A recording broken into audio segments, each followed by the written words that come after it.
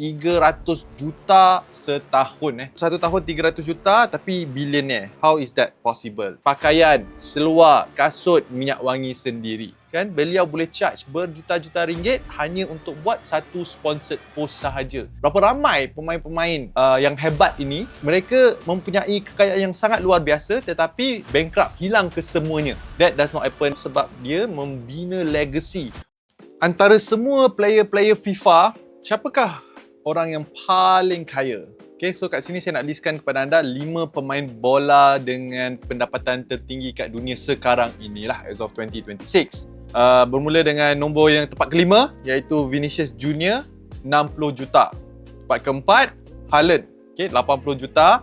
Tempat ketiga, Mbappe, 100 juta. Okay, tempat kedua, Lionel Messi, 140 juta. Dan siapakah yang berada pada tempat pertama? Saya yakin semua orang tahu, tidak lain tidak bukan Cristiano Ronaldo, iaitu 300 juta dolar setahun. 300 juta dolar setahun.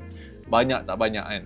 So ini gaji tau. Ini bukannya like business income ke, sale syarikat ke. No, ini gaji. Bayangkan gaji yang anda dapat. Okay, setiap tahun. 300 juta setahun.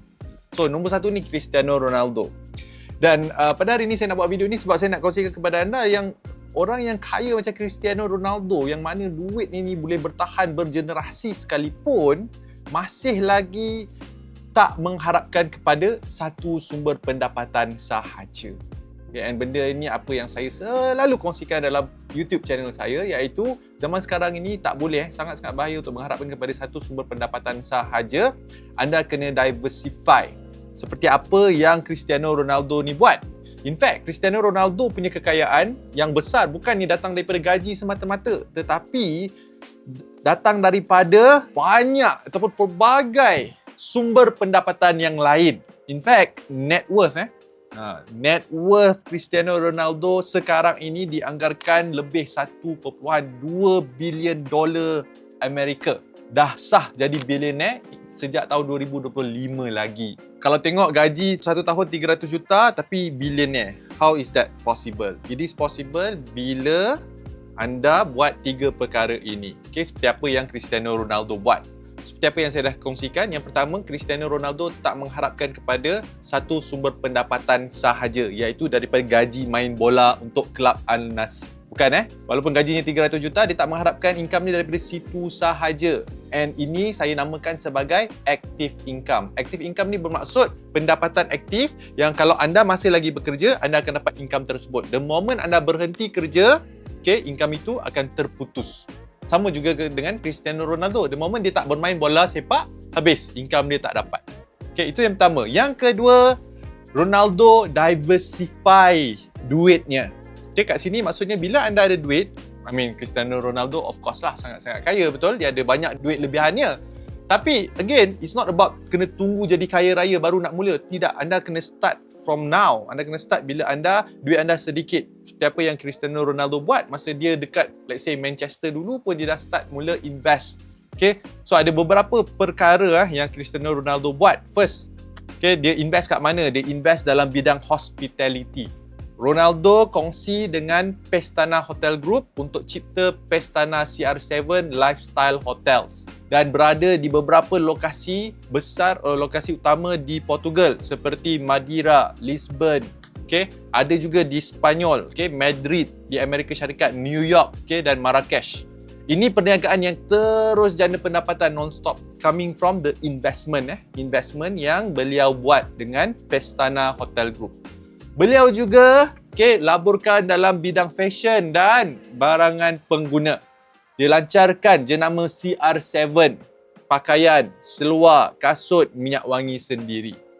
Ada juga dalam bidang kecergasan dan kesihatan. Dia kongsi dengan Crunch Fitness untuk lancarkan gym CR7 Crunch Fitness. Dan kalau anda lihat, beliau mempunyai follower ataupun subscriber yang paling tinggi di dunia. Okay, as of today, paling besar and majoritinya datang daripada Instagram follower. So, untuk seseorang yang mempunyai follower yang paling banyak di dunia, kan, beliau boleh charge berjuta-juta ringgit hanya untuk buat satu sponsored post sahaja. It's like free cash flow, like ATM machine. Tak ada duit, okay, buat satu post dengan jenama tersebut, endorse, dapat juta-juta. So this is what he built. And benda ni bukan he built just 1 year, 2 years, tidak. Dia makan masa yang sangat-sangat lama, bertahun-tahun. Okay. Beliau dah bermain bola sepak ni like sejak umur berapa tahun lagi? Sekarang dah umur 41, 42 tahun, right? So how many years he has been in the industry?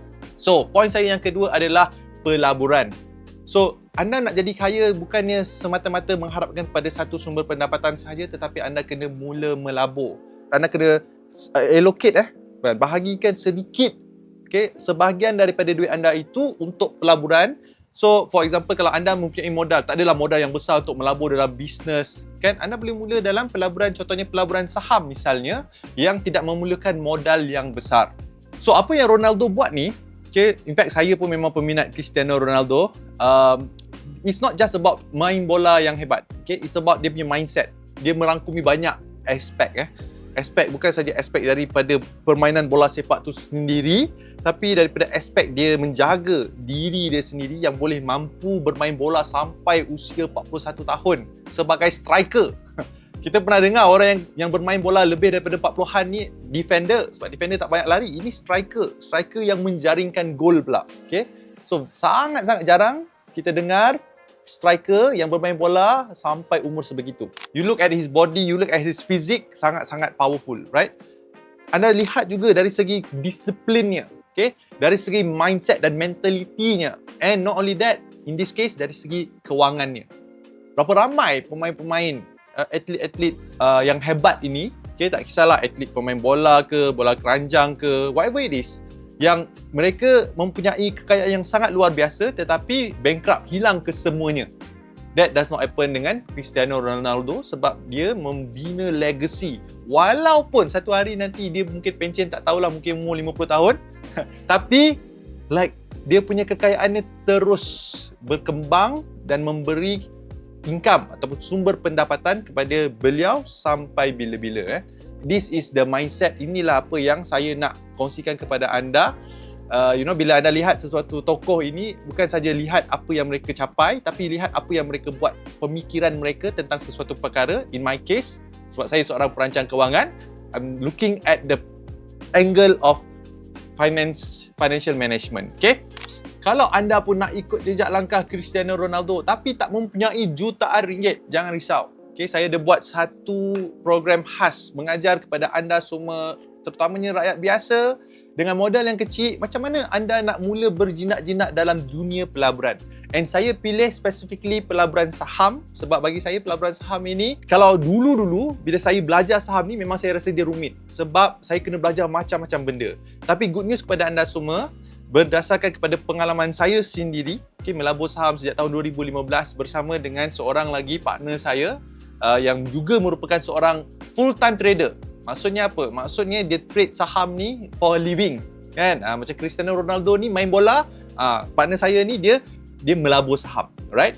So we have developed teknik, okay, yang mudah untuk anda screen dan membeli saham-saham syarikat yang berpotensi hanya menggunakan 4 teknik mudah. Berminat nak tahu, saya sertakan link di dalam ruangan description. Boleh klik link tersebut untuk sertai kelas pelaburan saham saya khas untuk anda untuk mulakan pelaburan saham anda. Kesimpulannya, Cristiano Ronaldo tak bergantung pada satu sumber pendapatan sahaja, tetapi beliau melabur duit tersebut untuk membina empire kekayaan beliau sampai ke hari ini. Caranya adalah dengan memiliki aset-aset satu demi satu. Tapi persoalannya, boleh tak kita ni nak memiliki aset juga? Cara yang paling mudah dan tidak memerlukan modal yang besar dan menanggung risiko yang besar adalah untuk memiliki saham-saham syarikat melalui Bursa Malaysia. Berminat nak tahu lebih lanjut? Saya ada buat satu kelas yang dinamakan sebagai Saham Profit Kickstart untuk tunjukkan kepada anda, kongsikan kepada anda cara mudah untuk anda berjinak-jinak dalam dunia pelaburan saham ini. Hanya menggunakan 4 teknik mudah. Anda boleh daftar untuk hadir ke kelas saya ini dekat dalam ruangan description di bawah. Okay, hanya klik link tersebut dan saya akan jumpa anda dalam kelas saya nanti.